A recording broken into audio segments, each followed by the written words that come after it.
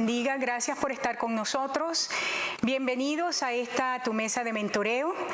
Estamos agradecidos al Señor por este nuevo tiempo que nos da juntos y esperamos que en esta noche tú puedas ser muy edificado con esta palabra. Es nuestra séptima sesión con ¿Por qué toleras a Jezabel? Y esperamos terminar en esta noche. De todas maneras, si tenemos una sesión más que se alargue, pues bienvenido sea. Claro que sí, sí. Soy el pastor Luis Gómez, junto con mi esposa, la profeta Corey. Estamos bien contentos de estar transmitiendo este tema y estudiándolos con ustedes para profundizar en cosas que están en esta época sucediendo. Dios te bendiga y prepárate para recibir algo glorioso de parte del Señor. Así es, hemos estado estudiando, Luis, el tema ha sido sumamente interesante. Hemos estado dilucidando, tratando de profundizar un poco más sobre este personaje. Lo hemos visto desde la perspectiva de personaje, pero también desde la perspectiva, que es lo que realmente nos interesa, como principado, porque operes como un principado. Dentro de las características hemos estado hablando que como espíritu opera dentro de la iglesia, pero también opera dentro de las naciones. Es un principado que toma el gobierno, que toma la posición política religiosa, ¿verdad? Y desde allí usurpa la autoridad y bueno, y hoy vamos a ver cómo es que viene para destruir naciones enteras. Hoy, que es nuestra séptima sesión, vamos a trabajar lo que es el sello de Jezabel y vamos a ver una parte sumamente interesante, que es una parte histórica, un hallazgo a nivel de lo que es el sello en sí mismo que utilizó esta mujer, y quisiera que iniciáramos con algunas cosas importantes de lo que fue Jezabel como personaje. Es parte de lo que hemos venido estudiando. Recordemos que estamos hablando desde la perspectiva de la iglesia de Tiatira, encontrada allí en el libro de Apocalipsis, capítulo 2, y estamos hablando acerca de lo que le dijo el Señor, el Señor al ángel de la iglesia de Tiatira.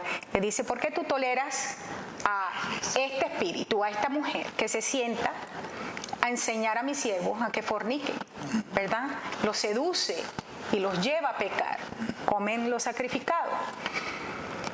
Encontramos que el personaje en el Antiguo Testamento, cuando se estudia lo que hizo Jezabel, la que se casa con Acab en el Antiguo Testamento, algo interesante, que Jezabel logró a través de sus hechicerías y de todo lo que hizo, que aproximadamente 10 millones de hebreos, excepto 7,000 que no doblaron sus rodillas ante los Baales, esto lo encontramos allí en el libro de Reyes, que ya lo estudiamos, dejaran el pacto con el verdadero Dios de Israel.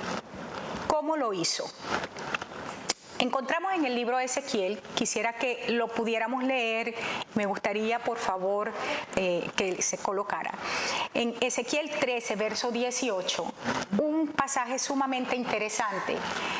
Cómo el Señor mismo, a través de el profeta, habla de la operación de los espíritus jezabélicos, cómo operan en el pueblo de Dios a través de los tiempos. Y dice de esta forma: así ha dicho Jehová el Señor, hay de aquellas, utiliza aquí el femenino, y quiero que escuche porque ya hemos venido diciendo a lo largo del estudio que Jezabel no es una mujer. Aunque se manifieste el espíritu, se utiliza la forma mujer, no es una mujer, porque los demonios no tienen género femenino ni masculino, ¿ok? Se está usando aquí porque Jezabel es en forma femenina, pero no es mujer. Hay de aquellas que cosen vendas mágicas para todas las manos y hacen velos mágicos para la cabeza de toda edad para cazar las almas. Aquí es importante que veamos la frase cazar almas y el hecho de que es todas las edades. Es decir, no hace diferencia niños, adultos, jóvenes, nada. ¿Habéis de cazar las almas de mi pueblo para mantener así vuestra propia vida? Esto es el Señor hablando a... Con muchos principios que manejar. Que muchos principios que manejar. La primera cosa que es bueno que hagamos hincapié es el hecho que Jezabel era sidonia. Y la palabra sidonia o sidonios, ese gentilicio, sidonios, significa cazando. El gerundio de cazar, cazando. Alguien que está cazando permanentemente, que alguien que está siempre en la acción. En la acción, y no de casarse en pacto, no, sino de estar hunting. Ajá. Estar buscando presa. A una presa que agarrar. Exacto. La palabra vendas mágicas aquí en el contexto de Ezequiel es interesante porque es la palabra amuletos, tiene que ver con prendas de vestir o cualquier otra cosa que se convierta en un asiento para espíritus de adivinación. La palabra cazar en particular tiene que ver con atrapar para provisión, que ya lo vimos, y amuletos para las manos tiene que ver con trabajo, desempeño, productividad, prosperidad. Amuletos para la cabeza, todo lo que tiene que ver con gobierno, autoridad, toma de decisiones. Quisiera que viéramos un poquito aquí, Luis, este verso, porque el Señor está diciendo, hay de aquellas que están haciendo amuletos, veíamos en otro momento terafines, o sea, cuestiones que brujería para llevar a la productividad de mi pueblo y la capacidad de toma de decisiones de mi pueblo, la capacidad de gobierno de mi pueblo, utilizarla para sus propios fines. Sí, bueno, tú estás tocando un punto que es muy común dentro de la iglesia, de encontrar gente que básicamente llega a la iglesia buscando gente que ellos puedan ver como sus provisión particular, y van a hacerlo de dos formas. Uno, van a atacar a la gente que está produciendo, que usa sus manos. O sea, cuando la Biblia habla de las manos, está hablando de lo que produce, de la habilidad, de lo que es para trabajar, para traer prosperidad. Por eso es que habla de esto. Y lo siguiente que está diciendo que coloca esas vendas en la cabeza para ver todo aquel que tiene un lugar de autoridad, un lugar de ejercicio de gobierno o un lugar de ejercicio de toma de decisiones. Todo esto tiene que ver con dueños de empresas, tiene que ver con gente que está en lugares de administración, de lugar de toma de decisiones. Entonces, por eso, ¿qué es lo que está haciendo Jezabel? Está haciendo una cacería de ver quién en estos grupos, en estos lugares, pueden ellos atrapar para que se conviertan en su provisión diaria. Es lo que hemos visto ya en varias partes dentro del trabajo de lo que es Jezabel, que a ella le gusta utilizar cualquier cosa para que lo mantenga. Y esto es, o sea, porque y lo hemos visto ya a lo largo, le gusta hacer un matrimonio político-religioso. O sea, le encanta la estantería religiosa porque eso le da el aire de castidad, de señora, de dama, de santidad que tapa la prostitución, el ser ramera, el no tener la capacidad de hacer pacto, pero a la vez, ¿no? El que me mantengan el estatus y el no asumo la responsabilidad de nada, pero tengo el estatus de que controlo. Claro, eso es ese espíritu. Estamos viendo un espíritu controlador que va a utilizar todos los medios y específicamente va a tratar de usar la productividad, la producción como un medio de sustento personal, así como el gobierno. Así es. Ahora, el Señor está diciendo, ay, de este tipo de personas. Recordemos que estamos hablando de espíritus, pero los espíritus no operan, porque una de las cosas que necesitamos entender, y lo vamos a ver más adelante, porque a nivel de principado, y lo vamos a explicar un poco más adelante, cómo esto se convierte, ¿verdad?, en cultura de naciones, ¿verdad?, en forma de operar en naciones, y idiosincrasia en naciones, pero esto opera en la gente. Entonces son personas operando, gentilicios operando, culturas familiares operando, cosas que pasamos de generación en generación y se convierte en formas de vida. Entonces el Señor está diciendo, hay de aquellas personas que han hecho una forma de vivir de esto, y dentro de la iglesia, ¿cómo se hace una cultura? Esto se hace una cultura y lo vamos a ver más adelante. Ahora fíjate, cuando estamos hablando, porque quiero que en la parte específica están tomando las vendas para las manos y vendas para la cabeza, y encontramos en el Nuevo Testamento el hecho específico que en el Nuevo Testamento Juan le cortan la cabeza, pero la sentencia de Jezabel en el Antiguo Testamento a Elías fue: yo te voy a quitar la cabeza a ti como tú se la quitaste a estos profetas, ¿verdad? Se lo cumple en el Nuevo Testamento con Juan, y su trabajo es quitar la cabeza. ¿Y cómo lo hace? Constantemente, no solamente en la iglesia, pero a nivel de todo lo que es liderazgo en el mundo. Siempre es pisoteando la autoridad legalmente establecida por Dios en cualquier área que encontramos. Claro, quitar la cabeza tiene que ver con dos formas. La primera, por supuesto, fue lo que le hizo Juan el Bautista, algo específico y que lo degolló. Pero la otra es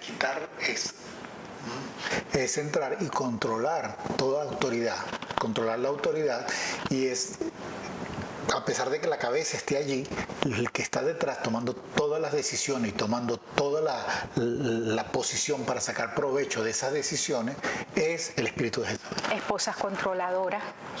Sí. O hombres controladores. Hombres controladores. Autoridades que son claramente establecidas. Tenemos los presidentes, pero los presidentes no mandan, sino mandan otras personas en lugar del presidente. Sí, eso se ha visto en los países. Yo recuerdo cuando llegamos a este país que decían, no, el que gobierna aquí este país es la mujer, no es el hombre. Lo decían fundamentalmente en todas partes, la televisión, la gente que estaba hablando. Y estamos en un momento donde mucha gente sabe que hay países donde está un presidente, pero el que gobierna detrás de ese presidente es un grupo o personajes que están simplemente utilizando a esa persona ahí al frente para ellos controlando y utilizando Jezabel como espíritu. Jezabel lo está utilizando a ellos para traer beneficios personales. Una de las cosas más comunes que usted puede saber que Jezabel está en operación en una iglesia, en un lugar, es cuando la cabeza visible de un lugar, en una organización, llámese iglesia, llámese hogar, llámese empresa, esa cabeza visible empieza a ser, por ejemplo, difamada. Cuando hay difamación, calumniada, ahí está Jezabel, ¿no? Siempre está en operación, mentiras, calumnias. Y cuando personas empiezan a utilizar los recursos en forma para beneficio personal, cuando hay corrupción, Jezabel siempre está metido. Donde hay corrupción, Jezabel está metido. Eso es importante establecerlo. Vamos a ver a continuación, ahí ya se va a presentar una fotografía que es el sello que se encontró por un arqueólogo. El nombre de este arqueólogo es Nachman Abigail. Este hombre, este arqueólogo, encontró este sello en una antigüedad, en 1964. Puedes colocarlo allí. De hecho, la fotografía como tal es un trabajo que se hizo uno de los profesores en un estudioso en una universidad que trató de dilucidar este sello sumamente interesante, no sé por qué no quedó bien, sello de Jezabel del siglo IX. Allí está, antes de Cristo, están las letras, la letra L, Lamet, una Aleph, una Yod, una Sayin, una Bet, otra Lamet, y la lectura es Lisbeth. Y la inscripción, que es JZBL, es la ortografía hebrea para Jezabel. Esas son las letras de la inscripción que se encontraron en ese sello. Esta es una fotografía real del sello que se encontró en 1964 por este hombre, por este arqueólogo, y sumamente interesante. No la quites todavía, por favor. Las cosas... No, tú la tienes que poner. Las cosas que tiene ese sello son un halcón, 2 cobras, una flor y una esfinge alada. La esfinge es un símbolo, Luis, muy conocido de la realeza de Egipto. Significativamente tiene una corona femenina en la parte superior de la cabeza. El símbolo de las cobras dobles, que se usaba típicamente para representar a las reinas femeninas en Egipto, al igual que el halcón, y la flor ubicada en la parte inferior del sello, que podría ser un loto o una rosa, que era una imagen común asociada con las reinas egipcias. Está interesante, ¿ok? Allí, vamos a ver, aquí se me cambió. Bueno, ahora sí. Vamos a ver cómo es que, ahora sí se puede cambiar, cómo es que el mundo espiritual opera a través de los sellos. Quería que compartir con nuestra gente este sello. ¿Cómo el mundo espiritual opera a través de los sellos? Yo creo que ya estamos cerca, se me fue la hora, ¿no? 7:48, todavía tengo un poquito más. ¿Cómo es que el mundo espiritual opera a través de los sellos? Porque hoy estamos hablando de cómo opera el sello de Jezabel. Nosotros sabemos que una de las cosas, y por eso iniciamos con esto, ¿cómo es que Jezabel logró que 10 millones de hebreos dejaran al Señor? En Efesios 1:13, claramente el Señor dice que nosotros fuimos sellados con el Espíritu Santo de la promesa. Y la palabra sellar, Luis, significa estampar para seguridad o preservación. Esto es clave. Y me gustaría que habláramos un poco de esto. Sí, la palabra sellar que se utiliza allí tiene varias interesantes. Por ejemplo, en el español utilizamos la palabra sufragio, que viene de esa palabra, para indicar nuestra preferencia cuando vamos a hacer una votación electoral. Es la misma palabra. Estamos sellando algo diciendo esta es la voluntad personal. Por eso se utiliza esa palabra, sufragio. Es estampar, tiene que ver con un gráfico. Inclusive, si lo vemos desde otra perspectiva, tiene que ver con la palabra carácter. Esa es la palabra marca. Sí, es una palabra que implica que cada cosa que hacemos va a implicar la naturaleza de lo que nosotros somos. Por eso es importante ver esta palabra, porque Dios está diciendo, yo te estoy sellando para que sepan que soy propiedad, que es mi propiedad, que está puesto para protegerte y para que haya un cuidado, una preservación de que esta persona alcance todo. Y la parte interesante, ¿no? que aquí está en el original, tiene que ver con el colocarte, guardarte en un lugar seguro. O sea, es preservar. Cuando el Señor nos sella, nos está preservando, nos está guardando, nos está protegiendo para utilizarnos como testigos. Esa es la implicación del sello. Por eso es que fuimos sellados con el Espíritu Santo de la promesa. Esa es la implicación aquí en Efesios. Claro. Es un símbolo de autenticidad. Somos propiedad de Dios y nos hace auténticos. Somos auténticamente hijos. No somos hijos, medianamente hijos, raramente solamente hijos, sino que somos hijos auténticos Sí, de Dios. Y eso esa marca también implica que hay una declaración, hay una proclamación. Exacto. Por el hecho de que como ese sello no es simplemente un sello, diga, oh, tiene un sello, sino es una indicación completa. Tiene propiedad, tiene de propietario, tiene alguien que es dueño de él, tiene un cuidado y él puede expresar eso con autoridad porque es así. Así es. Por el contrario, por eso te decía, o sea, no, yo sé que estabas usando la palabra marca, pero quería que hiciéramos la diferencia porque Satanás marca como a las vacas.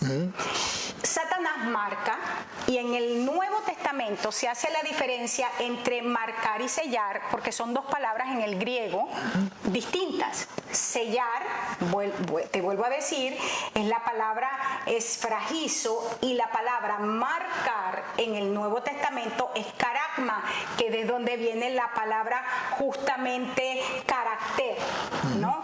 En Apocalipsis 13, del 16 al 17, que es donde la encontramos de manera más clara, dice que todos, pequeños y grandes, ricos, pobres, libres, esclavos, se les pusiese una marca en la mano derecha o en la frente, que ninguno pudiese comprar ni vender, sino el que tuviese la marca o el nombre de la bestia o el número de su nombre. Es el famoso pasaje de la marca de la bestia, ¿no? Ok, ahí esa palabra marca, que es caragma, tiene que ver con grabar, cincelar, relacionado con carácter, la impronta, ¿no?, que se coloca, denota la impresión, algo que está cincelado. Entonces, eso tiene que ver con el sello de esclavitud, y es una forma de imitar lo que hace Dios, que él es el esfragizo. A diferencia de lo que hace Dios, que es preservar, guardar en secreto, pero es una forma de Dios nos hace hijos auténticos. Aquí es marcar como esclavos. Hay una diferencia. Entonces, ¿por qué estamos estableciendo esto? Porque queremos mostrar lo que hacía Jezabel con su sello, y queremos mostrar cómo Satanás sigue operando en este tiempo a través del sello de un espíritu que sigue en operación. Claro. Esto es importante, pero vamos a seguir, porque hay una advertencia apostólica que sigue en vigencia, y la encontramos allí en 1 de Timoteo 4, 1 y 2. Dice, pero el Espíritu dice claramente que en los postreros tiempos algunos apostatarán de la fe, escuchando a espíritus engañadores y a doctrinas de demonios, por la hipocresía de mentirosos que, teniendo cauterizada la conciencia. Voy a leer este mismo verso en otra versión. Nos vamos a nuestro break y regresamos. Solamente leo el próximo en la versión para todos y nos vamos al break. Dice, el Espíritu Santo habla claramente sobre lo que sucederá en los últimos tiempos. Muchos dejarán de creer en la verdadera fe. Les harán caso a espíritus que mienten y seguirán enseñanzas de demonios. Esto da como susto, porque está hablando a creyentes que le van a hacer caso a demonios. Esas enseñanzas llegan a través de hombres que mienten y engañan a la gente. Ellos no saben la diferencia entre el bien y el mal. Es como si su entendimiento hubiera sido quemado con hierro candente. Y esa palabra que está utilizando allí, cauterizar, que traduce esta última versión como quemar con hierro candente, es justamente eso. Cauteriazo, que es sellar con hierro candente, y la conciencia, suneidesis, que es uno conociendo con, o sea, que el conocimiento simplemente queda sellado para esclavitud. Sí, fundamentalmente queda una marca en todo lo que hace, que no es la marca necesariamente de la persona, es una marca que está colocada para señalar algo inadecuado. Para esclavitud, para ignorancia. Vamos a nuestro break y regresamos en 5 minutos.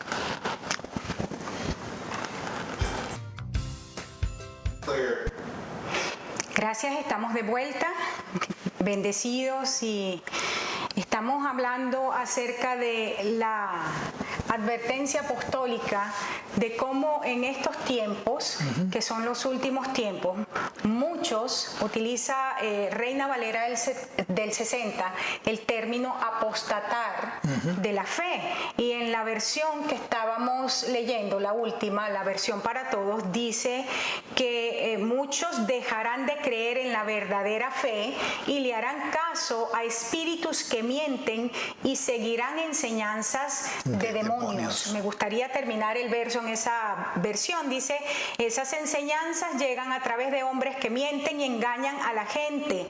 Ellos no saben la diferencia entre el bien y el mal. Es como si su entendimiento hubiera sido quemado con hierro candente. Y decíamos que la palabra en el original, el hecho de cauterizar, literalmente es que la conciencia queda, o sea, hay un sello, porque veíamos una marca literalmente que que queda establecida para cautividad. Así es. Sí, el año pasado hablábamos de un tema, estuvo hablando en la iglesia por un tema por mucho tiempo, que era el espíritu huérfano. El espíritu huérfano es un espíritu que está muy ligado al espíritu de esclavitud. Así es. Es un sello que distingue todo lo que la persona hace. Una marca, que distingue todo lo que la persona está haciendo. Y en cada cosa se asoma esto. Y es impresionante porque uno empieza a visualizar cómo gente que tenía cierta forma de ser, cuando empieza a entrar en estos espíritus engañadores, a tomarlo, empieza a cambiar todas sus características de una forma tal, porque ahora todo está marcado con algo que tú dices: pero esta persona no era así, pero esto no puede ser, él no es así, y es simplemente porque está ahora recibiendo una impronta, déjame usar esa palabra, en su forma de pensar, en su naturaleza, de algo que no tiene que ver con él, lo cual está ligando su forma de ser a problemas de conciencia, por supuesto, a problemas que su conocimiento ahora está perturbado y su forma de actuar va a estar perturbado, por lo tanto. Así es, ¿no? Y el mismo hecho, lo que hablábamos hace un minuto, es que allí la frase en el original, y me gustaría regresar ahí, Luis, un momento con respecto a la parte de lo que es la marca, cuando dice que Satanás marca, y eso es el hecho de que es para cautiverio. Entonces, esa marca que trae el enemigo y cauteriza la conciencia, entonces la gente, viene Satanás y los lleva a cautiverio y trae esa ceguera espiritual. Dice, hay algunas cosas, porque el verso sigue diciendo, en el verso 3 del mismo pasaje, fíjate lo que es la doctrina, dice: prohibirán casarse, mandarán abstenerse de alimentos que Dios creó para que con acción de gracias participasen de ellos los creyentes y los que han conocido la verdad. Porque todo lo que Dios creó es bueno y nada es de desecharse si se toma con acción de gracias. Aquí hay mucho para decir, ¿verdad? Sin embargo, fíjate lo que el Espíritu Santo está diciendo. Aquí hay muchísimo para cortar y el punto que estamos estudiando es esa. No estamos entrando en esta doctrina. Lo estoy diciendo por cuestiones de tiempo y porque no es el tema, pero ya lo vamos a ver. Dice, primero, para poder resumir, algunos se van a apartar de la fe. La razón de la caída es, van a escuchar a espíritus engañadores. Es decir, que la naturaleza de sus obras no es la maldad conocida, sino que el engaño. ¿Y el engaño qué es? Es una obra encubierta. Esto es importante que tengamos en cuenta. la forma como estos espíritus engañadores van a venir dentro de la congregación es a través de engaño, que son obras y encubiertas. empiezan a operar encubiertamente en una forma que la gente pareciera que no están haciendo nada, pero sí están operando. Esto es importante tenerlo en cuenta porque si está diciendo que el pasaje inicia diciendo que es el Espíritu Santo el que está hablando, ni siquiera es Pablo. El Espíritu Santo dice claramente que vendrán en los últimos tiempos hombres engañadores que de forma encubierta van a llevar a otros a apostatar de la fe. Entonces el engaño es porque de manera encubierta. Entonces la esencia del engaño es que la operación, es que esto se hace de que luce muy bueno, luce de verdad, pero en esencia es mentira. Se ven como sinceros, como puros, como alguien muy manso, pero realmente están operando en engaño, mentira, en contaminación y por supuesto corrupción. Seguimos. Segundo, la naturaleza del engaño estará entonces, según el mismo pasaje, en doctrinas de demonios, es decir, en la esfera doctrinal. Estamos diciendo, primera cosa, según el pasaje, va a operar en cosas que parecen, que lucen buenas, pero va a ser de manera encubierta. Claro. La segunda cosa que está diciendo ahí el Espíritu Santo a través de Pablo es que va a ser en la esfera doctrinal, que son doctrinas de demonios. Necesitamos entonces ¿qué? Conocer la palabra. Conocer la palabra y tener algo que mucha gente no entiende, discernimiento. Lo hemos dicho ya en los programas anteriores, el discernimiento es clave en este tiempo y para tener discernimiento hay que conocer la palabra. Y hemos estado haciendo hincapié que dentro de lo que es la doctrina de Jezabel, creo que fue dentro de las primeras cosas que estuvimos enseñando, creo que fue en las primeras partes del tema de Jezabel, es que tiene la capacidad para hacer, para voltear lo malo, hacerlo ver bueno, y lo bueno, hacerlo ver mal. Entonces es muy importante, hombre, mujer de Dios, que tú puedas ejercer el discernimiento. Y decíamos también en algunos de los programas, el discernimiento, aunque es un don del Espíritu, es directamente proporcional al conocimiento de la palabra que tienes. Por eso es que el libro de Hebreos, cuando habla del discernimiento, dice que es un ejercicio, que es un ejercicio continuo en separar lo que es bueno de lo que es malo, ¿no? Sí, tenemos que estar cuidadosos con practicar o hacer ese ejercicio, porque si no el discernimiento no lo vamos a aprender y no lo vamos a ejercer. Así, dice que el modo del engaño entonces será que las doctrinas se entregan con hipocresía, es decir, se dice como que si fueran ciertas. Eso es lo que está diciendo allí el apóstol. Y finalmente, allí en el pasaje, porque estamos hablando, el pasaje es del verso 1 al verso 4, se dan dos ejemplos. Pablo da dos ejemplos que tienen que ver con prohibición del matrimonio y recuerda que es un ejemplo, entonces está hablando de la capacidad de hacer pacto y la abstención de alimentos, que como algo creado por Dios. Entonces estamos hablando de dos enseñanzas que están marcadas por la oposición a Dios en su obra como creador. Sí, y quiero que vean claro porque cuando hablan aquí de la prohibición del matrimonio, mucha gente podría pensar que esto es clave, pero quiero que esto es extraño. Pero miren esto, mucha gente empieza a enseñar celibato como doctrina, cuando no es así. Otra gente quiere enseñar matrimonio fuera de la base bíblico, pero tampoco es así. O sea, matrimonio entre el mismo sexo, matrimonio de estas cosas. Y todo esto es para que entendamos que el enemigo está buscando una forma de que nosotros caigamos en el engaño por mal entendimiento de las doctrinas de Dios o porque creemos que estamos siendo tolerantes con otros grupos. La siguiente es la abstención de alimentos. Hay grupos que se han metido dentro de los cristianos que se empeñan en decir cómo comer y quieren tomar enseñanzas que ya no son aplicables a la iglesia y traerlas a la iglesia porque consideran que eso es lo que tienen que hacer y quitan la enseñanza que el Nuevo Testamento tiene acerca de la comida. Exactamente. Cosa que tampoco es el tema, pero que vale que siempre simplemente hacer esta exactamente, que vale la pena mencionar. Ahora fíjate, es importante, Luis, y ya en un sentido ya estamos cerca de terminar el tema.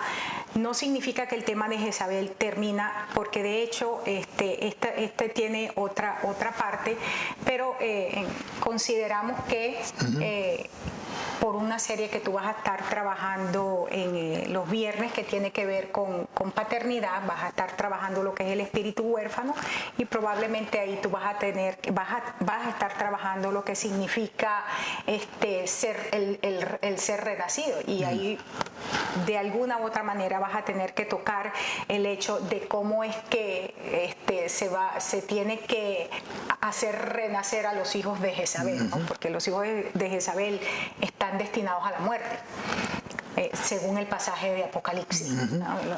Esos los va a matar el Señor. Entonces, si queremos restaurarlo, tienen que renacer, tienen que ser realmente hay que llevarlos al nuevo nacimiento. Entonces, no queremos tocarlo en este tema porque es todo un tema, nada más trabajar con los hijos de Jezabel. Pero el espíritu de Jezabel viniendo por la nación, y por qué este punto con el que queremos terminar es sumamente importante en este momento. Hemos visto un 2020 sumamente difícil a nivel de naciones. Como nunca antes, hemos visto lo que se llama un reset en todas las naciones de la tierra. Alguien ha escrito por Facebook, y a mí como profeta, por una parte me ha dado risa y por otra parte me ha dado tristeza cuando la gente dice: los profetas han sido mentirosos cuando dijeron que este año iba a ser un año de mucha bendición y ha sido terrible. Y yo digo, imagínate tú si este año no hubiese sido de bendición, un año donde la gente prácticamente no ha podido trabajar, un año donde la gente las naciones de la tierra han estado completamente paralizadas. Si nosotros no estuviésemos cosechando y el Señor nos estuviese bendiciendo, imagínate, no estuviésemos comiendo, no estuviésemos vistiendo. O sea, el Señor literalmente nos ha estado dando de su misericordia. Estamos vivos, estamos bien, y yo sé que la gente que me está escuchando puede estar en acuerdo con nosotros. Nosotros somos gente que hemos visto la misericordia del Señor. De esta casa, de esta casa se alimentan cientos de personas, de esta casa, por decirlo de alguna manera. Pero quiero seguir adelante. O sea, el año 2020 sí ha sido un año de bendición. Lo que pasa es que no es en los términos humanos. Sí, yo decía al principio del año que este año Dios lo que me decía es que iba a ser un año de multiplicación, y hemos visto formas impresionantes cómo Dios ha traído provisión a niveles que nunca habíamos imaginado. Hemos podido tocar diferentes naciones con provisión, a pesar de que están trancadas las cosas, de que hay lockouts en diferentes países y cosas así. La provisión de Dios ha seguido, pero la gente sigue empeñada en moverse en injusticia. Uno. Y dos, nosotros queremos seguir moviéndonos en las formas antiguas. Dios simplemente, o sea, las formas de ayer cambiaron. Y lo que sí es cierto es que el mundo cambió. Pero esto no, y aunque sí estamos de acuerdo con que el hombre y la maldad del hombre crearon todo este caos, Dios ha utilizado todas estas cosas para sus propósitos, porque el hombre no manda y Satanás no manda. Quien está al frente es el Señor. Amén. Quiero establecer esto bien claro. Y las cosas están como están porque es Dios el que está enfrente. Y escúcheme bien esto, hermano. Si usted es pastor, si usted es ministro, si usted es gente de reino, usted tiene que estar entendido de que la verdadera iglesia de Cristo está avanzando, nosotros estamos avanzando y estamos sabidos de que el reino de los cielos sigue avanzando y sigue tomando posicionamiento. Dios tenía que cerrar lo que tenía que cerrar porque había muchas cosas fuera de orden. Ahora bien, el espíritu de Jezabel no se conforma con venir por una congregación. Y tiene que usted estar claro por esto. No se conforma a venir por una familia. Claro, hay familias que son llamadas a naciones y quiere esas familias. Claro. ¿Verdad? Bien, ahora bien, cuando Pablo en el libro de Efesios, vamos ahora sí al punto, dice, nuestra lucha no es contra carne ni sangre, sino contra principados, potestades, poderes de este mundo de tinieblas, contra las fuerzas espirituales de maldad en las regiones celestes. Quiero leer este verso en la traducción La Pasión. La Pasión está en inglés, entonces la traducimos a español. Tu combate cuerpo a cuerpo no es con seres humanos, sino con los principales, principados y autoridades que operan en rebelión bajo los reinos celestiales. Porque son una clase poderosa de dioses demoníacos y espíritus malignos que sostienen este mundo oscuro en esclavitud. Wow. Esta versión es espectacular, muy amplia. La palabra principado es la palabra arqué, que es la misma palabra que se utiliza de Jesús mismo diciendo que Él es el principio. Esta es la palabra que significa fundamento de una fortaleza. Cuando dice que es principados. Los principados están encargados de gobernar sobre naciones y gobiernos. Y no podemos destruir un principado si no introducimos un principio de la palabra. De Dios, okay. Por eso es que Cristo es el principio. No podemos destruir a Jezabel como principado si no introducimos a Cristo como principio. Okay. Él es la autoridad suprema. La palabra de Dios es lo que Dios nos establece. La palabra es Jesucristo y el fundamento es Cristo. Por Amén. lo tanto, es a través del principio de Cristo y la verdad que es en Cristo que vamos a poder vencer a los principados y en este caso específico a Jezabel. Jezabel quiere tomar la preeminencia, la cabeza. ¿Cómo vencemos a Jezabel? En primer lugar, en todo lugar donde este principado quiere ponerse por encima, ¿qué es lo mejor hacer? Sí, la persona que está arriba de autoridad, en autoridad, cada vez que es atacado por espíritu jezabélico, ¿cuál es la mejor actitud a asumir? Colosenses 1:18. ¿Quién es la cabeza del cuerpo? No ponerse a pelear. Yo soy la cabeza aquí en la iglesia. Yo soy la cabeza en la casa. ¿Quién es la cabeza del cuerpo? Cristo. Coloque a Cristo como cabeza porque Él es la cabeza. Él es el principio, Él es el arqué, el primogénito de entre los muertos. Cuando colocamos a Cristo en su posición, ¿quién pelea contra Él? Claro, nadie puede venir con Él porque Jesús, en primer lugar, es el que está en el gobierno, está en autoridad, es el que está sentado en el trono, es lo que dice la Biblia. Él está sentado en el trono ejerciendo autoridad. Cuando nosotros le dejamos a Él ejercer autoridad, ningún otro principado puede venir. El principado, en este caso, Jezabel, viene a tratar de estar por encima del que está ejerciendo la autoridad, que es básicamente lo que hizo Satanás.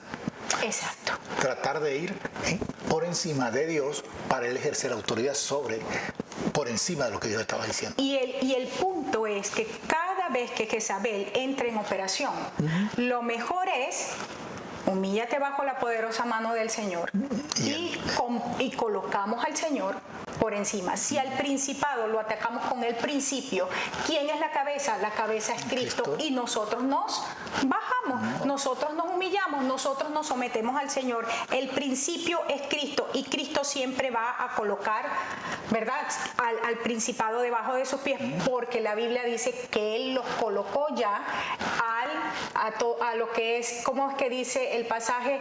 Los colocó en el vituperio. Sí, los expuso al vituperio público. La palabra arqué, que es fundamento, tiene que ver con un diseño, origen, tiene que ver con la parte de principio de creación, tiene que ver con diseño, la palabra arqué. Y esto es importante porque el hombre, el ser humano, piensa en función a diseño. Entonces, cuando estamos hablando de arqué, cuando estamos hablando del principado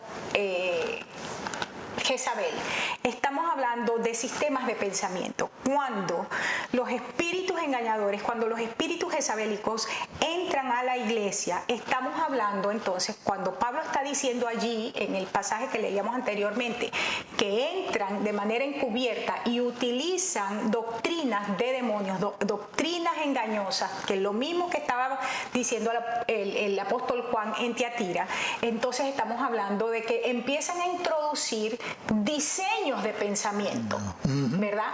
Que cambian completamente la forma de pensar del creyente, y ese es el sello de esclavitud.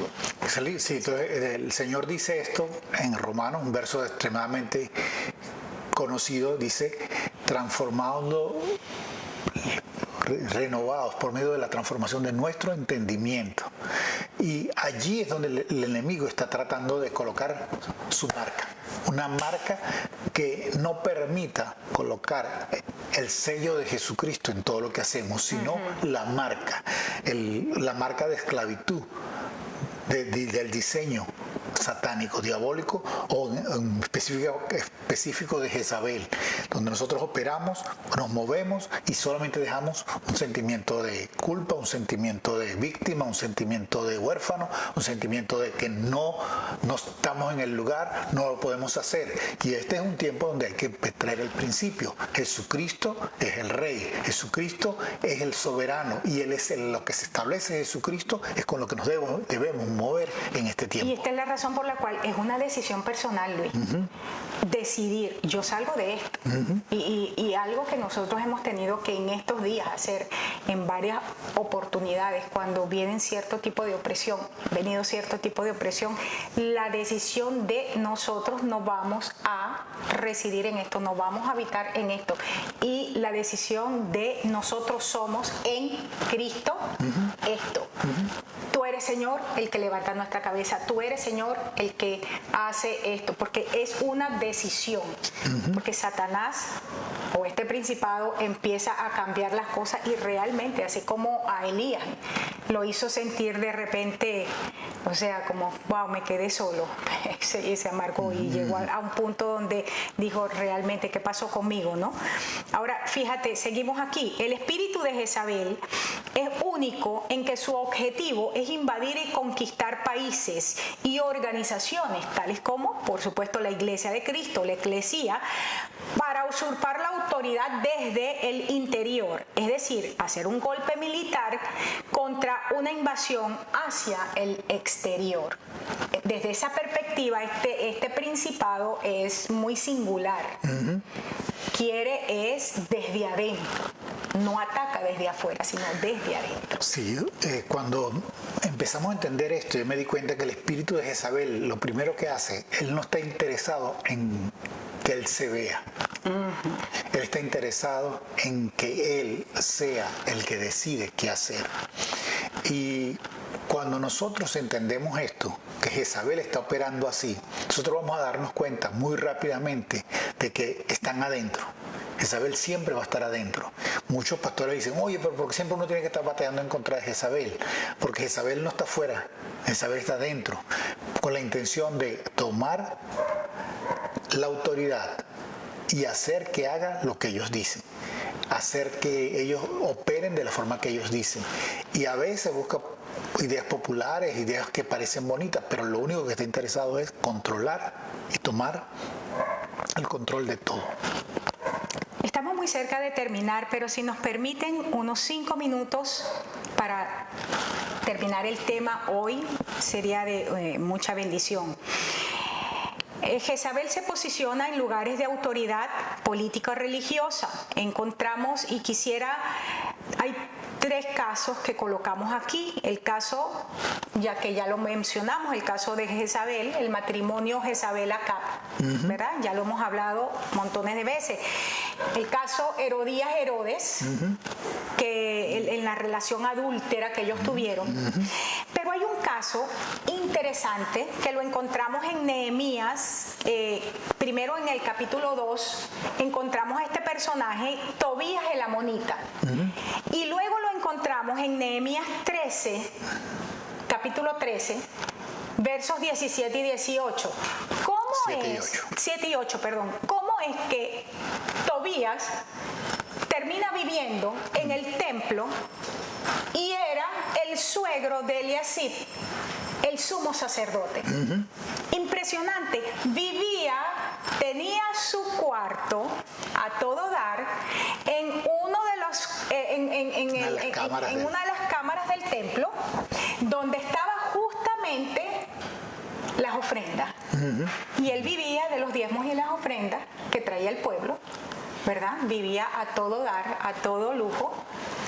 Y era un hombre que en el capítulo 2 nosotros encontramos los primeros capítulos de Nehemías, que fue uno de los hombres que se levantó en contra de la restauración de la nación y en contra del liderazgo de Nehemías. Increíble cómo Jezabel, aquí vemos el espíritu jezabélico, abiertamente opuesto en contra de la restauración de la nación y en contra del liderazgo de Nehemías, viviendo no solamente en el templo, sino de los diezmos y de las ofrendas. Sí, entonces sabemos que esto es una de esas cosas que va a acontecer en un tiempo como este, donde hay gente que está pendiente de esto, cómo aprovechar, cómo sacar provecho personal de lo que él está viviendo en la iglesia o lo que está viviendo a través de grupos religiosos, de grupos de su trabajo o de grupos que tengan que ver con gobierno y autoridad. Un buen tema a estudiar, los que nos están escuchando, es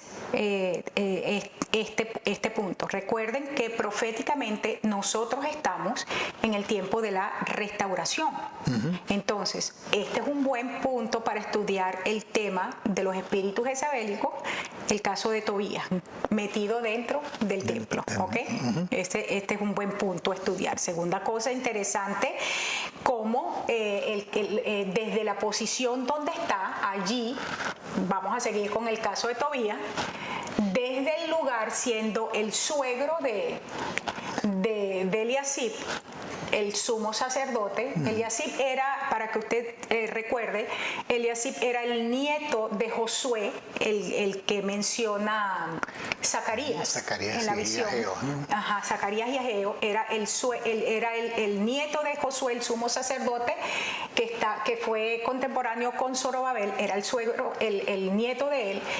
Ya era, entonces Eliasib era el sumo sacerdote en ese momento específico, emparenta con y entonces Eliasib se hace la vista gorda y lo mete en la cámara, vive allí. Desde esa posición no solamente impide el avance del pueblo, sino que destruye los principios, y para ese momento, entonces, si usted lo estudia, es fácil entender por qué el pueblo dejó de diezmar, por qué entonces toda la reforma de Nehemías y de Esdras parecía que se había ido por un hueco. Y que estaba detenida y estaba parada completamente. Entonces, desde esa perspectiva usted puede entender por qué estaba parada. Y puntos como ese, cuando usted puede entender cómo es que toma control de la nación, porque es el punto final, es cómo es que toman control de la nación, justamente porque están en esa posición. Están en posición. Recuerde que no necesita tener a todo el pueblo, necesita estar simplemente en la posición que ejerce la autoridad, y ahí va a destruir valores, va a destruir en qué se fundamenta la familia, en qué se fundamenta la sociedad, va a destruir las diferentes detalles de la economía, y al final simplemente toma el control espiritual de la nación. Nos quedan 2 minutos de los 5 que pedí. El espíritu de Jezabel opera trayendo tal depravación que según el texto de Apocalipsis 2:24 dice que es la puerta a las profundidades de Satanás. Wow. Ahí dice, específicamente usa la frase profundidades de Satanás en el verso 2:24. Y este es un simbolismo que se utiliza basado en el Salmo 2, 8 y 9, porque cuando dice las profundidades de Satanás, dice, disculpa, el simbolismo tiene que ver con si tú puedes vencer las profundidades de Satanás, si tú puedes vencer esto, yo te voy a entregar a ti Las naciones. Las naciones. Y con esto sí quiero cerrar. ¿Por qué Satanás, por qué un espíritu como Jezabel viene en contra de hombres y mujeres tan simples y comunes como nosotros? Como gente como tú, que se ha interesado en escuchar este tema, porque yo sé que la gente que se interesó en escuchar este tema es porque ha estado guerreando con este espíritu. Gente como nosotros que hemos tenido que guerrear este espíritu, ¿verdad? En cada estación. Porque esta es la marca de personas como nosotros, que tenemos llamado a las naciones. La gente con llamado a las naciones somos la gente que guerreamos con este espíritu. Es a la que se nos prometen las naciones. Claro. Pídeme y te daré por herencia las naciones. Allí a Tiatira le dice, si tú puedes vencer, si tú vences, las naciones se te entregan. Se te entregan las naciones y hay una revelación, que es la estrella de la mañana, que después lo haríamos otro tema. Hay una revelación de Cristo como la estrella, la lumbrera de la mañana, el sol de la mañana. Y cerramos con el Salmo 2. 8 y 9. Pídeme, te daré por herencia las naciones y como posesión tuya los confines de la tierra. Los quebrantarás con vara de hierro y como vasija de alfarero los desmenuzarás. Sí, bueno, déjame despedirme a mí primero. Gracias por estar con nosotros. Si estás interesado en este material de la pastora, por favor, indícalo en los comentarios o en el privado con la pastora y te diremos cómo puedes recibirlo. Estamos agradecidos al Señor por el estudio que nos ha permitido tener. Ha sido para nosotros de verdad de mucha edificación. Iniciamos este tema y cuando lo iniciamos entramos también en un tiempo de guerra personal. Quiero que sepan, fue un tiempo difícil, pero también un tiempo de muchísima bendición, un tiempo de crecimiento, un tiempo donde hemos visto la mano del Señor de una manera especial. Y estamos agradecidos a cada uno de ustedes porque muchos de ustedes han tenido, ¿cómo podríamos decir? Han tenido a bien compartir con nosotros, algunos de ustedes, algunas inquietudes que nos han permitido revisar algunos puntos de forma más profunda para poder responderles algunas inquietudes y hemos podido aprender, ¿verdad? Mucho, sí. Hemos podido aprender más y hemos sido desafiados. Así es que gracias, hermanos, porque ha sido un tiempo excelente. Muy bueno. Para nosotros esta mesa de mentoreo. Y queremos bendecirles, hermanos, en el nombre de Jesús. Los bendecimos con conocimiento de Dios. Los bendecimos con discernimiento y con sabiduría. Y los bendecimos con estrategia para la batalla. Declaramos en el nombre de Jesús que ustedes son verdaderamente flechas en las manos del Señor y que son dirigidos por Dios para pegar exactamente en el blanco. Y son todo lo que Dios ha dicho en este tiempo. Dios los bendiga, los esperamos la próxima semana en nuestra mesa de mentoreo con un nuevo tema. El próximo domingo iniciamos con el año profético, el nuevo año profético, así es que si te conectas el domingo a las 12:45, a las 12 físicamente en nuestro local, pero a las 12:45, ¿no? Sí, empieza la predicación. Empieza la predicación, entonces podrás compartir con nosotros. Voy a estar compartiendo el inicio de la palabra profética para el nuevo año profético. Pi Aleph. Dios te bendiga y Dios te guarde.